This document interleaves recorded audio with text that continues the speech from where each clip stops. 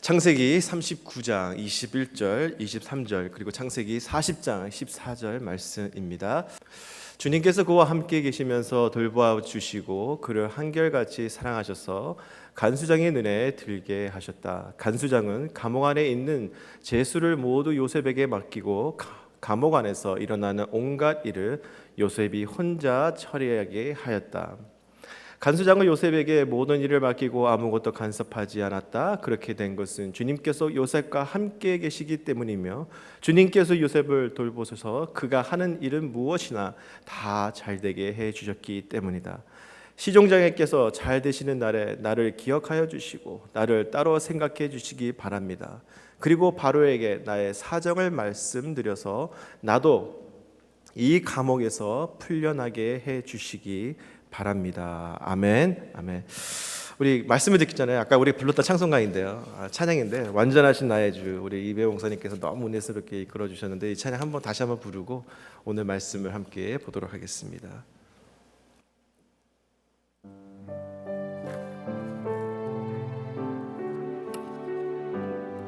완전하신 나의 주, 완전하신 나의 의의 길로 나 인도하소서. 행하신 모든 일 주님의 영광 다 경배합니다. 완전하신 나의 주 다시 한번 부르겠습니다. 완전하신 나의 의의 길로 날 인도하소서. 행하신 모든 일 주님의 영광 다 경배합니다. 예배합니다. 예배합니다. 찬양합니다. 주님만 날 다스리소서. 예배합니다. 찬양합니다. 주님 홀로 높임 받 다시 한번 부르겠습니다. 예배합니다. 찬양합니다. 예배합니다. 찬양합니다. 주님만 날 다스리소서. 함께 예배하기 원합니다. 예배합니다. 주님의 이름을 찬양합니다. 찬양합니다. 주님 홀로 높임 받 다시 한번 부르겠습니다. 예배합니다. 찬양합니다. 예배합니다. 찬양합니다. 주님만 날 다스리소서. 예배합니다. 찬양합니다. 주님 홀로 높임 받으소서. 아멘. 이 시간에 마음을 모아서 함께 주님 앞에 나아가며 기도하기를 원합니다. 우리 인생은 수많은 어려움과 고통과 고난의 터널을 지나가야 됩니다. 그럴 때마다 주님께서 우리에게 함께 하시고 우리에게 은혜를 베풀어 주시기 원한다고 성경은 우리에게 전하고 있습니다. 혹시나 이 가운데 고난의 길을 걷거나 아픔의 길을 걷는 여러분이 계신다면 주님, 아픔 가운데서도 주님을 찬양합니다.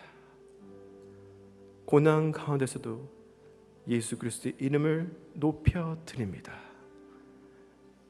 요셉이 하나님을 바라보고 찬양할 때 그 가운데 하나님이 함께 하시는 은혜를 주셨던 것처럼 우리에게도 이 은혜를 받기를 원합니다.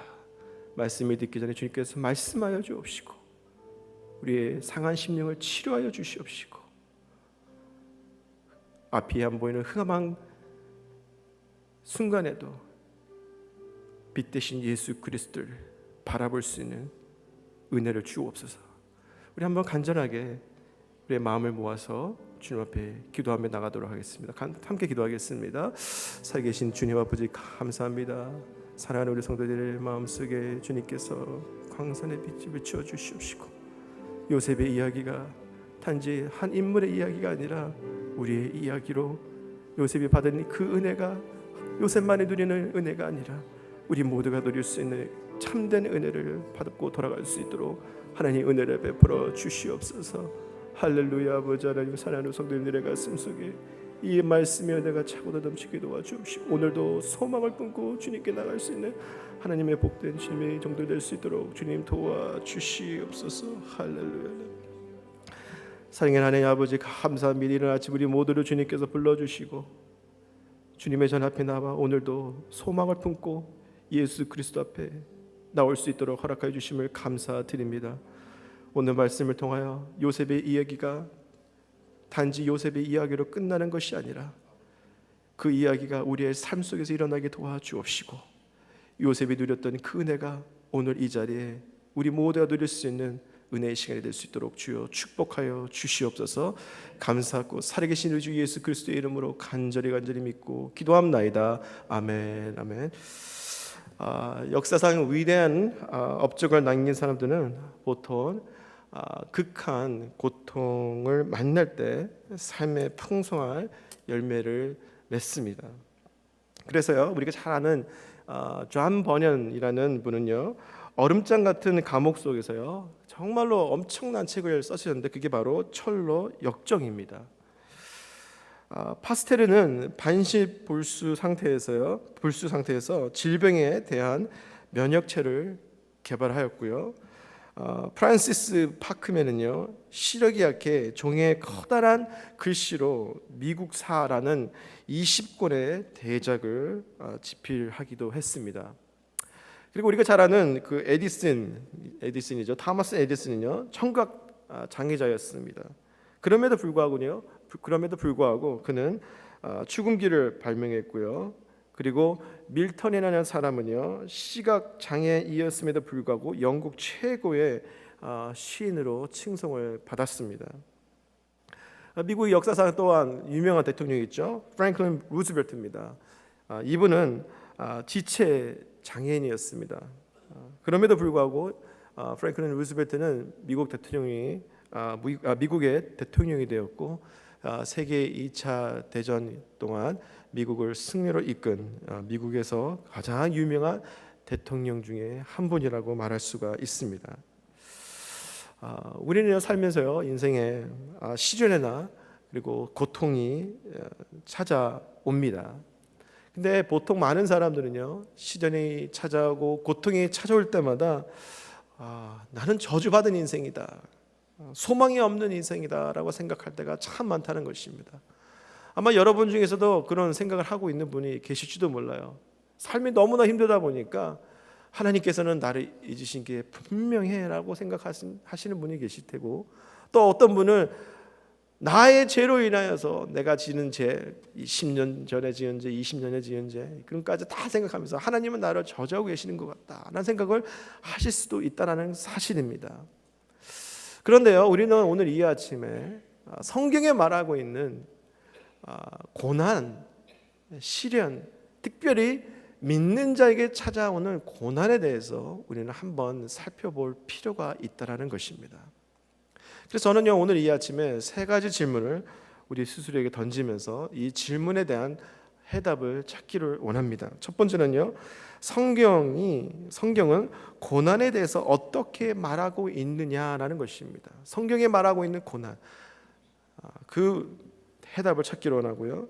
그리고 두 번째로는 고난 가운데 요셉은 어떤 태도를 취했을까라는 것입니다. 고난 가운데 요셉은 어떤 태도를 취했을까?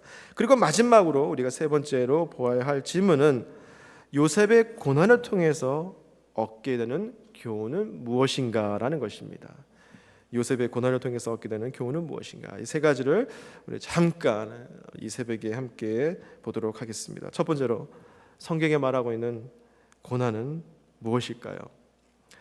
영국 크리스천 투데이 칼럼니스트는 패트릭 마빌로그라는 분이 계십니다. 이분이 그 하나님이 우리에게 주시는 최고의 선물 그리고 콤마 찍고 고난이라는 제목으로 칼럼을 썼어요. 의미심장한 그리고 어떻게 보면 참 이해하기 힘든 그런 칼럼을 쓰셨는데요. 제가 칼럼의 제목을 다시 한번 말씀을 드릴게요. 하나님의 우리에게 주시는 최고의 선물 그리고 콤마 찍고 고난입니다.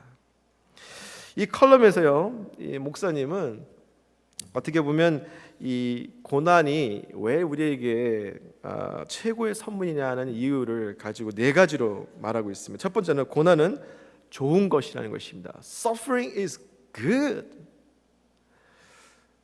여러분 고난이 좋다라고 믿으시나요?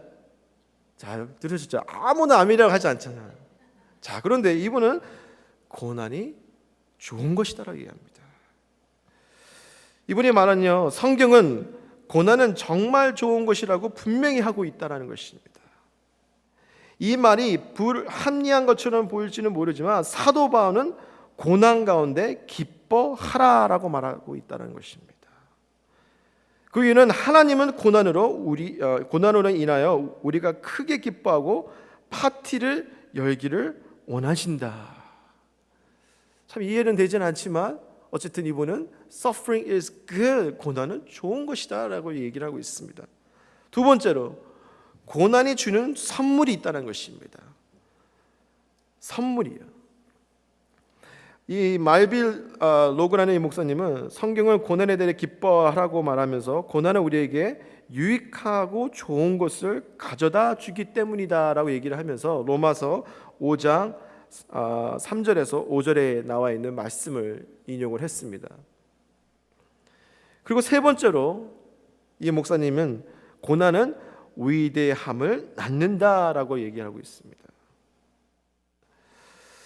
이분이 이렇게 얘기를 했습니다. 축복이나 물질적인 번영을 위해 기도하는 것이 나쁘다는 말은 아니다. 하나님께서도 우리에게 일용할 양식을 위하여 하나님의 기쁨과 선하심을 위하여 기도하라고 말씀하셨다.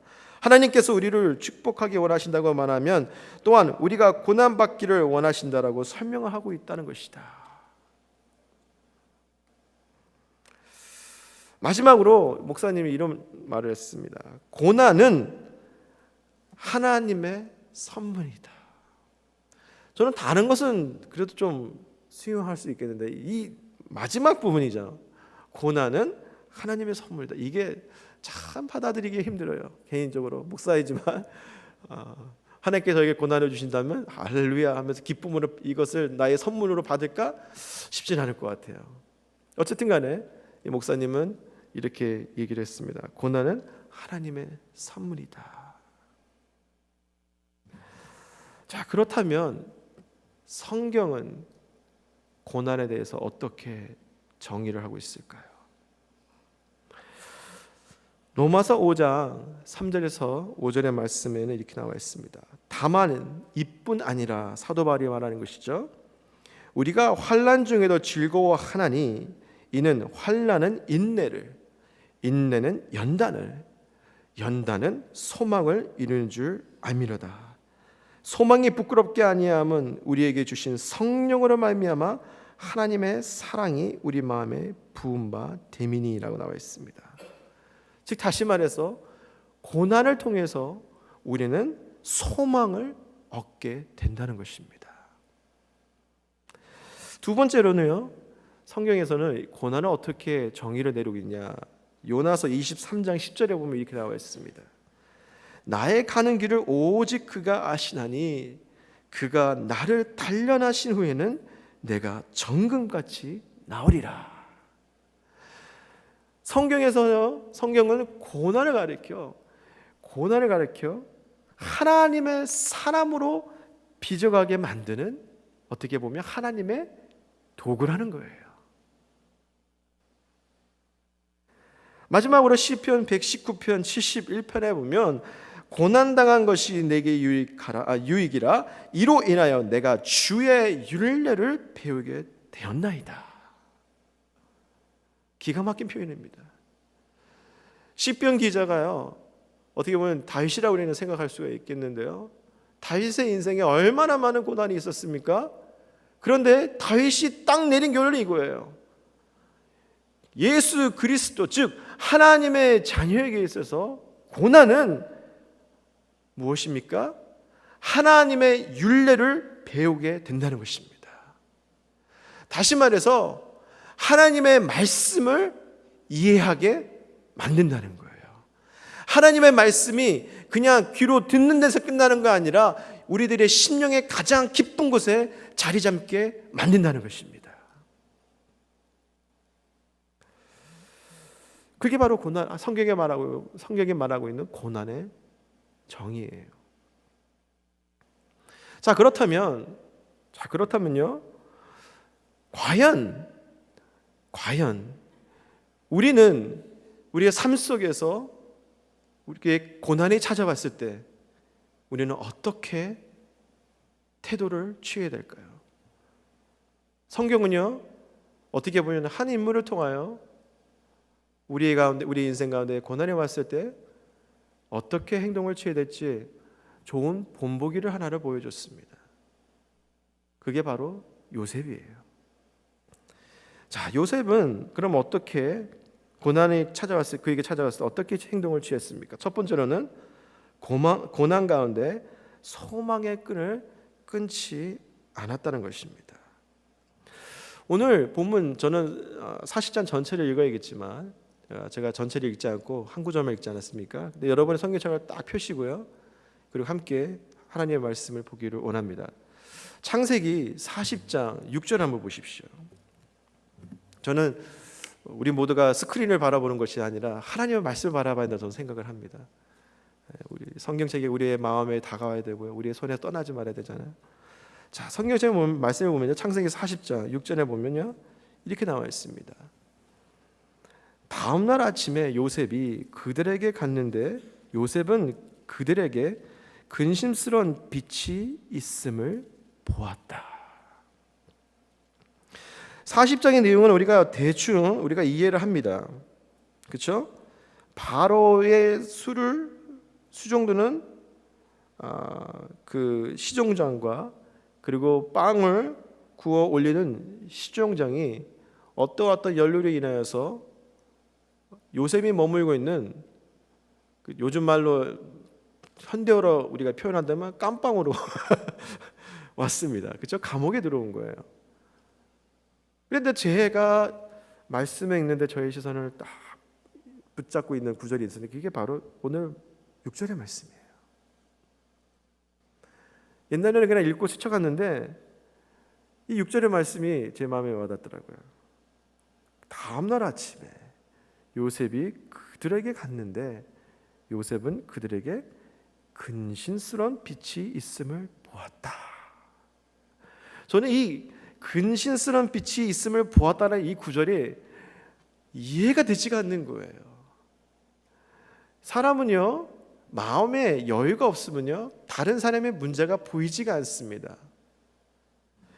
제가 한국말이 좀 서투지만 그래도 한국말 중에서 이런 표현 있지 않습니까? 내 코가 석자다.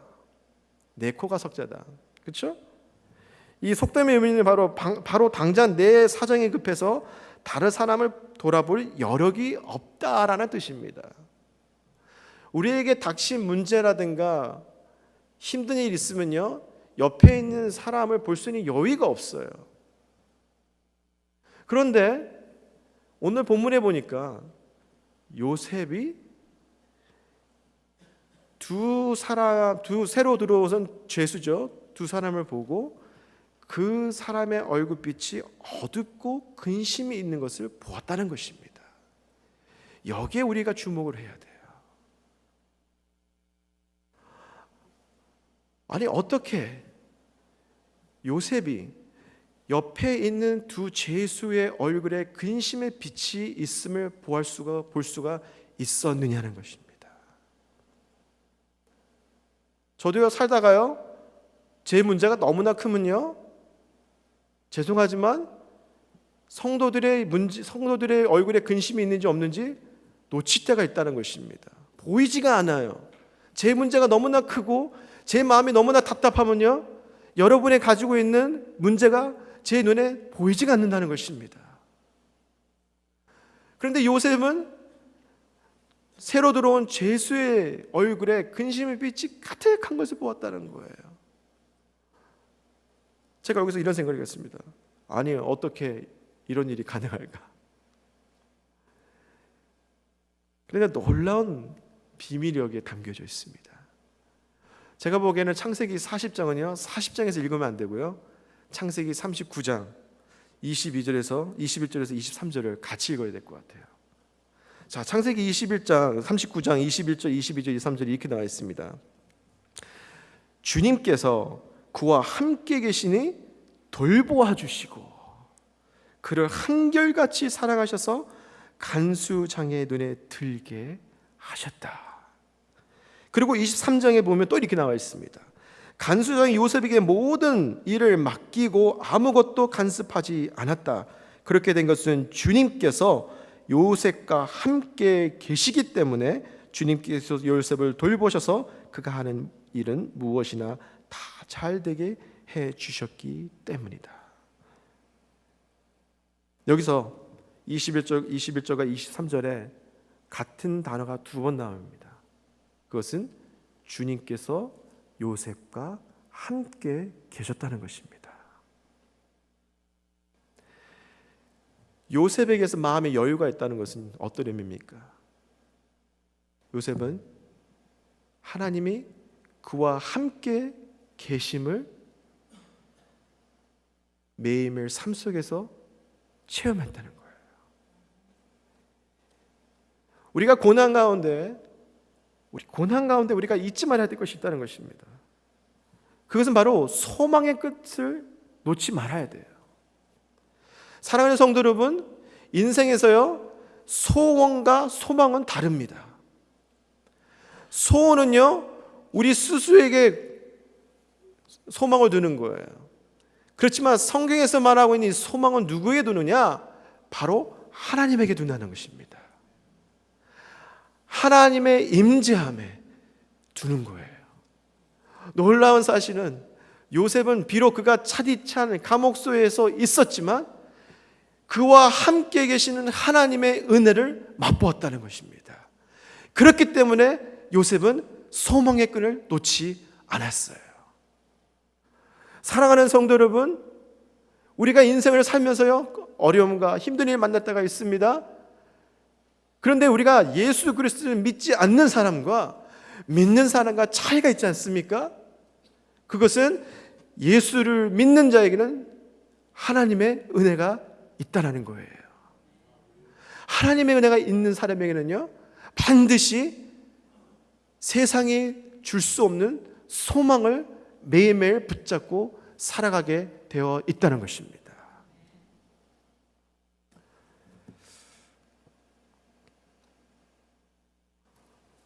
두 번째로 그 요셉이 취한 태도는 어떤 태도냐? 바로 헤세드의 신앙을 가지고 있었습니다. 헤세드. 창세기 40장 14절의 말씀을 보도록 하겠습니다. 창세기 40장 14절에 보면 이렇게 나와 있습니다. 시종장님께서 잘 되시는 날에 나를 기억하여 주시사 나를 따로 생각해 주시기 바랍니다. 그리고 바로에게 나의 사정을 말씀드려서 나도 이 감옥에서 풀려나게 해주시기를 바랍니다. 여기 14장에 보면 세 번역 성경에는 약간 너무 쉽게 표현을 했는데요. 옛날 성경에 보면 이 14절 이렇게 해석했습니다. 당신이 잘 되시거든 나를 생각하고 내게 은혜를 베풀어서라고 나와 있습니다. 은혜. 이 은혜라는 말은 헤세드라는 말입니다. 히브리어로 헤세드인데요. 이 헤세드는요, 은혜, 자비, 긍휼, 이 사랑이라는 의미가 담겨져 있고요. 출애굽기 20장 6절에는 이렇게 나와 있습니다. 나를 사랑하고 내 계명을 지키는 자에게 천대까지 하나님께서 헤세드, 은혜를 베푸니라. 이 헤세드라는 단어가요, 구약 성경에서 246번이나 언급하고 있어요. 우리는 흔히 신약은 은혜의 시대라고 얘기를 합니다. 맞습니다. 그런데요, 이 하나님의 은혜는요, 신약에서만 시작된 게 아니라 어떻게 보면 창세기부터 시작이 된 거예요. 창세기부터 하나님께서 하나님의 백성에게, 하나님의 자녀에게 은혜를 베푸시는 것을 우리가 볼 수가 있다는 것입니다. 그런데 이 헤세드는 세 가지 의미가 담겨져 있어요. 첫 번째로는요, 일상생활에서 이 헤세드는 인간이 인간을 향하는 태도라는 의미가 담겨져 있고요. 두 번째로 신앙의 영역에서는 하나님을 향한 인간의 태도라는 의미가 담겨져 있습니다. 그리고 마지막 세 번째로는 이 헤세드의 의미는요, 인간을 다루시는 하나님의 태도라는 의미가 담겨져 있습니다.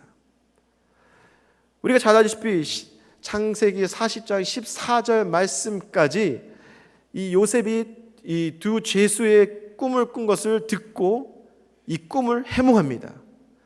술을 시동드는 시종장은 이제 얼마 있으면 다시 그의 원래 자리로 복귀해서 바로를 섬기게 되고 그의 옛날의 영광을 다시 되찾을 것이라고 꿈을 해석해 주고요. 반대로 빵을 굽는 자는 사형을 당할 것이라고 해몽을 해줍니다.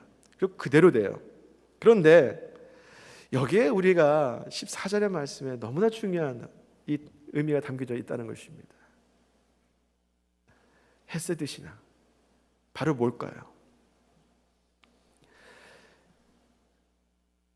요셉이 술을 시종드는 시종장에게 당신이 여기서 풀려나가서 밖에 나가게 되면 나에게 은혜를 베푸시사 내가 당신에게 베풀 이 선을 잊지 마십시오라고 나와 있습니다. 근데 제가 방금 말씀드렸지 않습니까? 헤세드는 세 가지 의미가 있다. 그런데 이 말씀 우리가 깊이 묵상하면 요셉이 하나님 앞에 고백하는, 외치는 소리를 들을 수가 있습니다. 그게 뭡니까? 하나님께서 나의 할아버지신 아브람과 이삭과 야곱과 맺은 언약을 잊지 마시기를 간절히 부탁드립니다. 그 말을 하고 있는 거예요. 차디찬 감옥소에서 요셉이 소망을 잃지 않고 끝까지 버틸 수 있었던 것은 하나님은 당신이 세우신 언약을 반드시 지키신다는 이 약속을 잊지 않고 살았다는 것입니다. 저는요, 이 신앙이 너무나 중요하다는 거예요. 누군가가 저에게 이런 질문을 했습니다. 목사님에게 있어서 가장 행복했던 순간이 언제이신가요? 가장 기억에 남는 시간이 언제이십니까?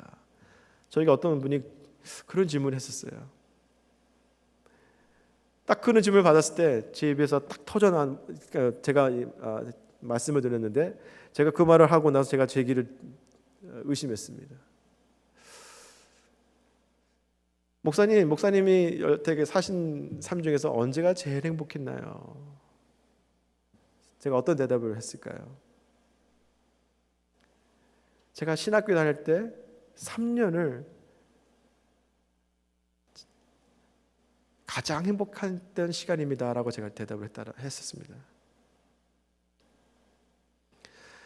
제가 며칠 전에도 새벽기도 때 이런 간증을 했었어요. 제가 신학교 들어와서 신학 공부를 하고 이제는 20명, 30명 되는 애들하고 부딪히면서 욕먹으면서 기도하며 신앙생활을 하는데 저는 개인적으로 그런 생각을 했습니다. 신학교 1학년을 딱 들어갔는데 제 친구가 한 명이 아주 유명한 연구실로 취직을 한 거예요. 그리고 또 다른 친구는 아주 유명한 법대로 대학원을 들어가게 됐어요. 한 친구는 지금 그 세인트루이스에 있는 워싱턴 유니버시티의 교수가 됐다고 연락을 제가 받았고, 또 한 친구는 지금 아주 유명한 그 로어 펌에서 지금 일하는 변호사가 됐고요. 근데 제가 신학교로 탁 들어가서 이제 공부를 하고 이제 사역을 하는데, 아버님이 저를 부르시더니, 야 대로야, 교회가 참 재정적으로 어렵다. 그러면서 야 네가 그래도 목사 아들로서 여기 들어와서 섬기고 있는데 그래도 교회가 힘들 때 네가 도와야 되지 않겠느냐. 그래서 저보고 사례비를 줄 수가 없으니까 네가 알아서 사역하고 네가 알아서 벌고, 그렇게 말씀하시더라고요. 아니 그 말씀을 하시는데 참 온 마음에 제 마음에 온 가지 생각이 교차하더라고요.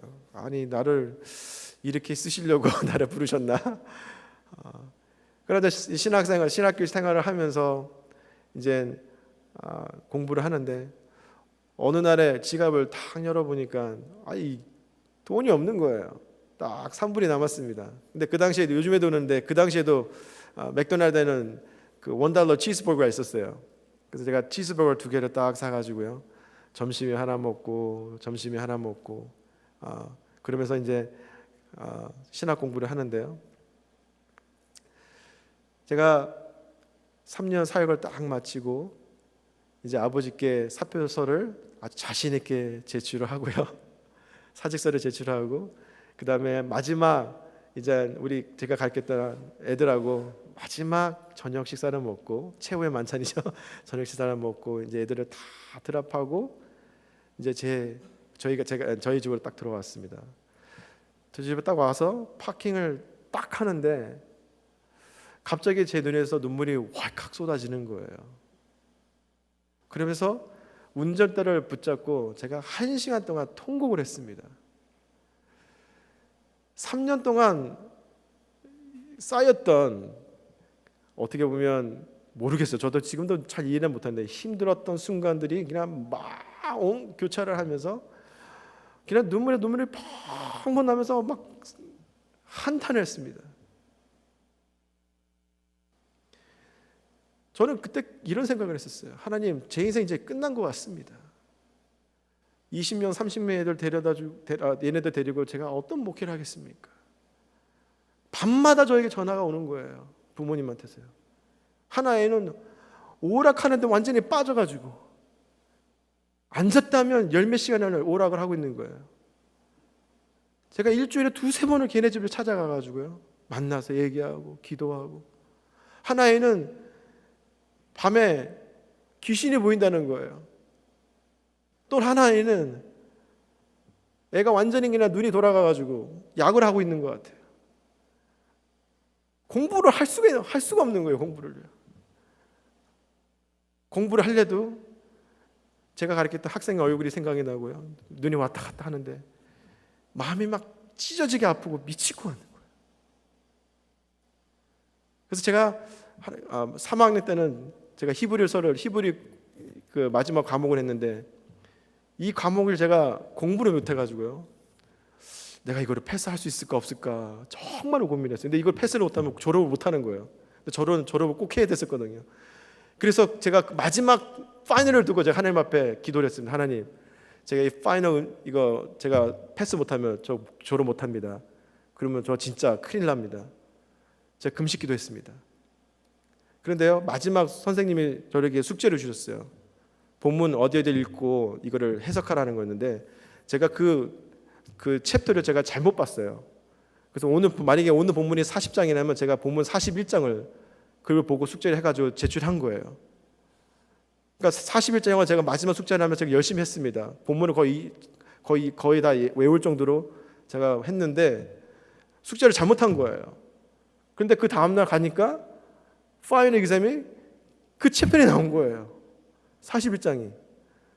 예를 들면요. 그래서 제가 패스를 했습니다. 그래서 제가 신학교를 졸업하게 됐고요.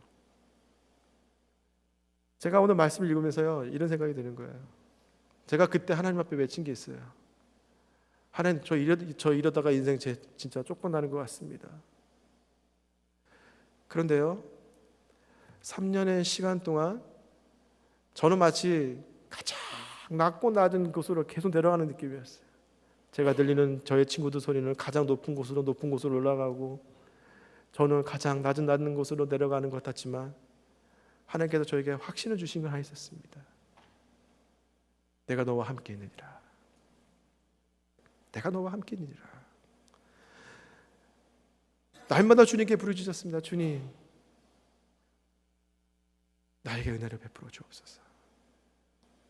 사랑하는 성도 여러분, 우리가 아무리 고난의 시간을 지나갈지라도 우리에게 붙잡아야 할 신앙이 있습니다. 그것이 바로 헤세드 신앙이에요. 주여, 은혜를 베풀어 주옵소서.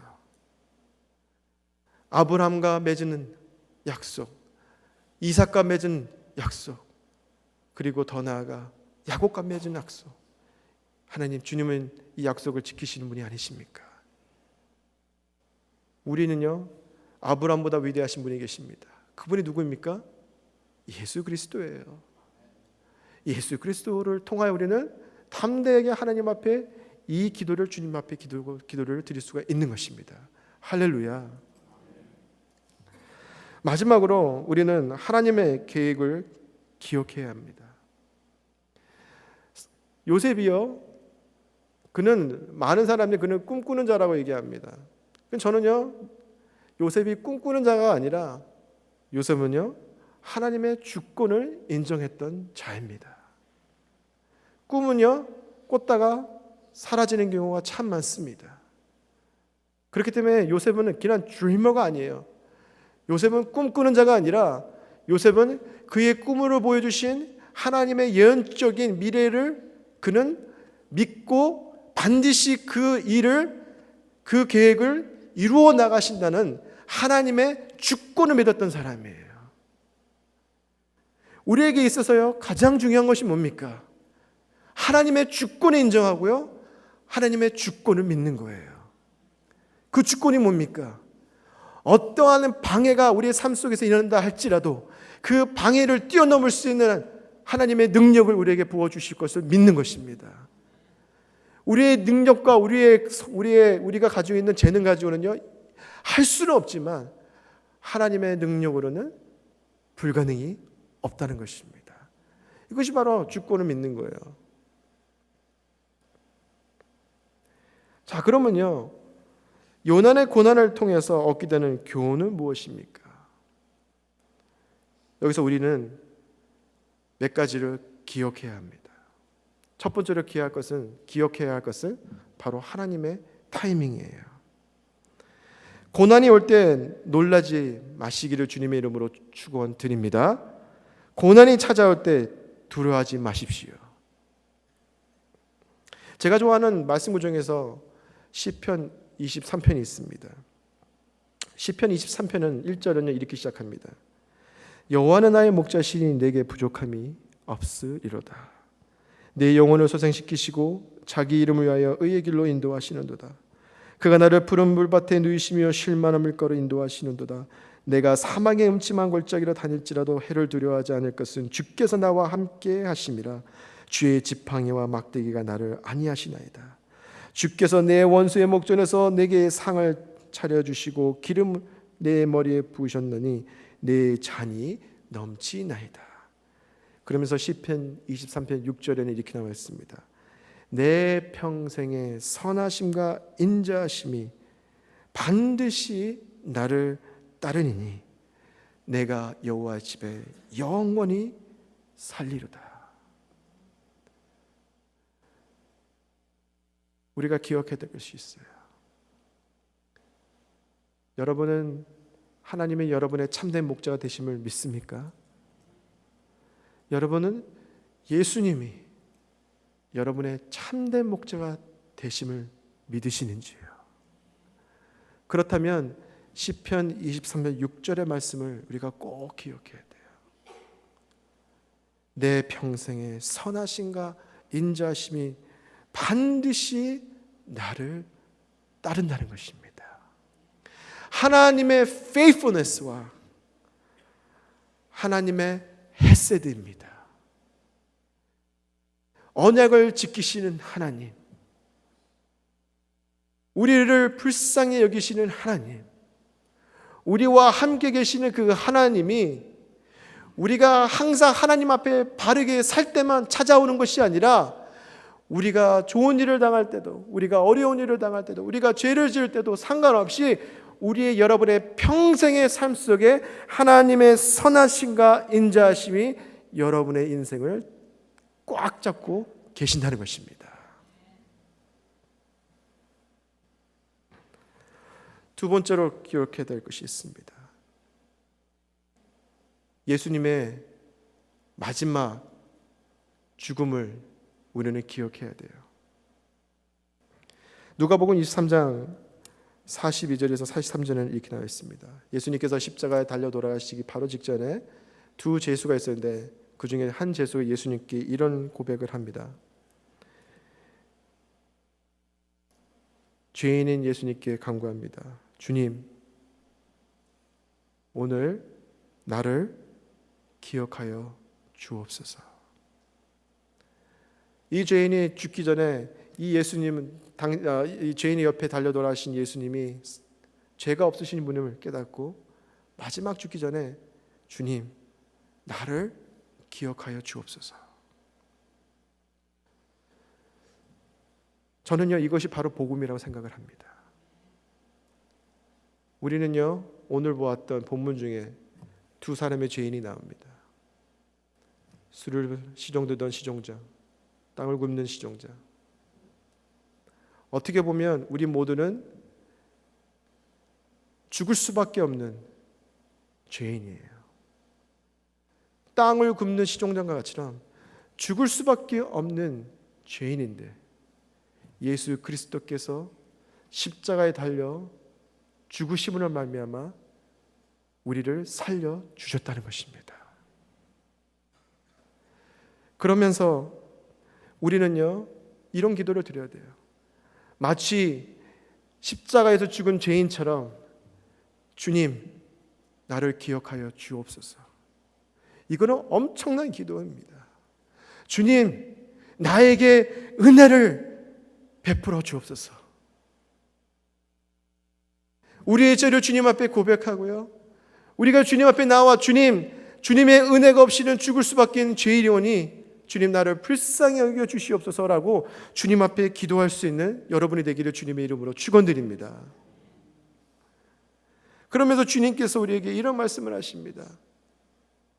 우리가 잘 아는 말씀이죠. 고린도전서 11장 24절 25절의 말씀이 이렇게 제자들에게 얘기하시죠.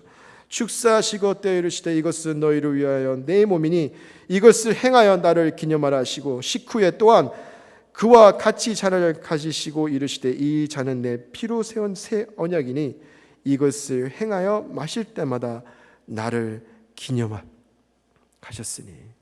여기서 기념하라는 것이 뭡니까?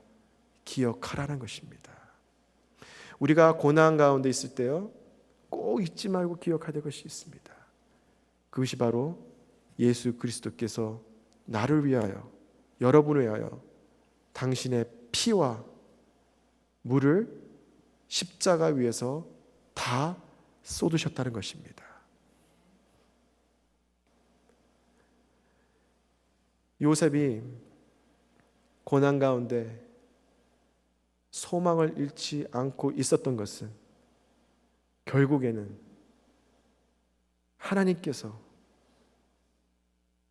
그의 약속을 잊지 않으시고 요셉을 반드시 꺼내 주실 것이라는 것을 확신했다는 것입니다. 결국에는요, 요셉은 인류를 구원하실 예수 그리스도를 바라보았다는 거예요. 자기 조상 아브라함과 이삭과 야곱을 통하여 보혜사의 신 메시아를 보내실 것을 확신하면서 비록 그가 차디찬 감옥 속에 있었지만 하나님은 그를 잊지 아니하시고 그의 타이밍에 맞춰서 반드시 하나님께서 그를 구원하셔서 사용하실 것을 믿었다는 것입니다. 사랑하는 성도 여러분, 우리가 고난 가운데 있습니까? 아픔 가운데 있나요? 예수 그리스도의 죽음을 기억하십시오. 그리고 하나님의 타이밍을 꼭 잊지 말고 기억하시기를 주님의 이름으로 축원합니다. 하나님의 타이밍이 뭡니까? 하나님의 주권이에요. 여러분의 인생이, 여러분의 삶이, 여러분의 가정이 하나님의 주권 안에 있다는 사실을 잊지 마시고 오늘 이 아침에 주님 앞에 간절한 마음으로 나오시기를 주님의 이름으로 축원드립니다. 함께 기도하겠습니다.